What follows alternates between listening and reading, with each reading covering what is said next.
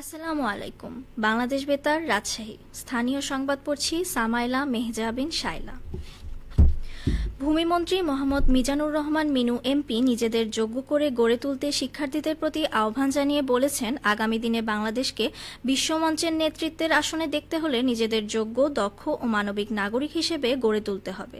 আরও পড়তে হবে, আরও শিখতে হবে এবং সুনির্দিষ্ট লক্ষ্য নির্ধারণ করে সাফল্যের সর্বোচ্চ শিখরে পৌঁছাতে হবে। গতকাল রাজশাহী মেডিকেল কলেজের ডক্টর কায়সার রহমান অডিটোরিয়ামে অনুষ্ঠিত শিক্ষা ও সংস্কৃতির বিকাশ, মাদক নিয়ন্ত্রণ ও সমাজ উন্নয়ন শীর্ষক আলোচনা সভা এবং এইচএসসি পরীক্ষায় জিপিএ ৫ প্রাপ্ত শিক্ষার্থীদের সংবর্ধনা অনুষ্ঠানে প্রধান অতিথির বক্তব্যে তিনি এসব কথা বলেন। মন্ত্রী আরও বলেন, যে জাতি তার মেধাবীদের সম্মান করতে জানে না, সে জাতি কখনোই কাঙ্ক্ষিত লক্ষ্যে পৌঁছাতে পারে না।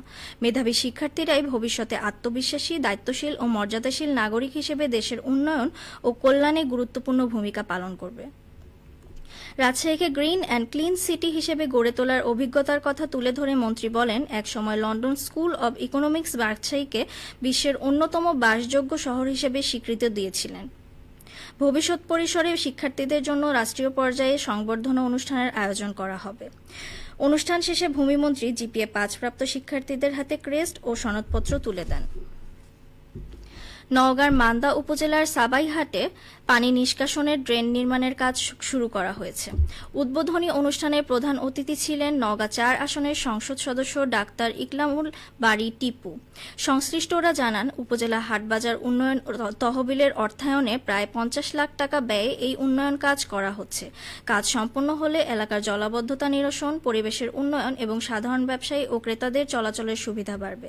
উদ্বোধনী অনুষ্ঠানে আরও উপস্থিত ছিলেন উপজেলা বিএনপির সিনিয়র সভাপতি মোখলেসুর রহমান ও উপজেলা প্রকৌশলী আব্দুল কাদের সহ স্থানীয় গণ্যমান্য ব্যক্তিবর্গ।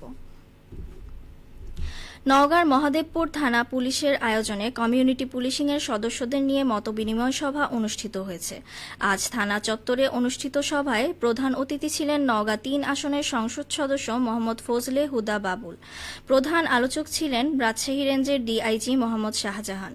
সভায় বক্তাগণ মহাদেবপুর থানার নতুন ভবন উদ্বোধন, কমিউনিটি পুলিশিং কার্যক্রম আরও গতিশীল করা, আইনশৃঙ্খলা পরিস্থিতির উন্নয়ন, জনসচেতনতা বৃদ্ধি এবং পুলিশ জনতার পারস্পরিক সহযোগিতা জোরদারের ওপর গুরুত্ব আরোপ করেন।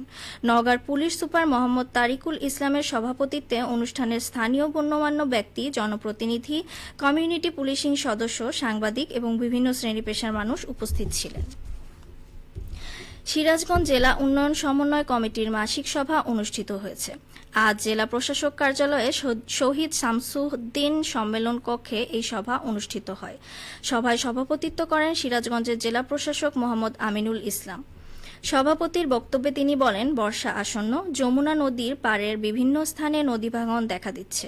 অতি দ্রুত ভাঙন রোধে কার্যকর ব্যবস্থা গ্রহণের পাশাপাশি বাঁধ নির্মাণ ও চলমান নির্মাণ কাজ দ্রুত শেষ করতে হবে। সভায় অতিরিক্ত জেলা প্রশাসকগণ, পানি উন্নয়ন বোর্ডের নির্বাহী প্রকৌশলী মোখলেসুর রহমান, সড়ক ও জনপথ অধিদপ্তরের নির্বাহী প্রকৌশলী ইমরান ফারহান সুমেল সহ বিভিন্ন দপ্তরের কর্মকর্তারা উপস্থিত ছিলেন। সিরাজগঞ্জে এবারও ব্যাপক হারে আউশ ধানের আবাদ করেছেন কৃষকরা। লাভজনক হওয়ায় এই ফসলটির চাষাবাদ বাড়ছে। জেলা কৃষি সম্প্রসারণ অধিদপ্তর সূত্রে জানা যায়, চলতি মৌসুমে জেলার বিভিন্ন উপজেলার ৬,৭১০ হেক্টর জমিতে আউশ ধান আবাদের লক্ষ্যমাত্রা নির্ধারণ করা হয়েছে। ইতিমধ্যে প্রায় ২০৫ হেক্টর জমিতে আউশ আবাদ করা হয়েছে।